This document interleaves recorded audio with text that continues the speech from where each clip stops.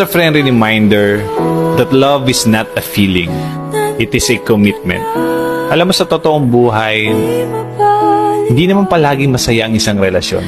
Dadaan at dadaan kayo sa maraming problema, maraming pagsubok, maraming misunderstanding, tampuhan, away, at haharap kayo sa buhay na hindi naman madali.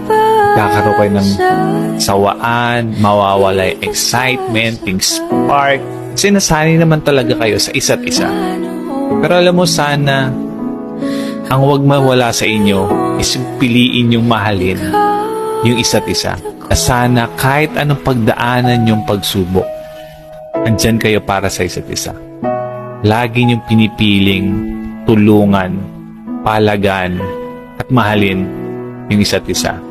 Remember that love is a choice and always choose to love each other. Okay?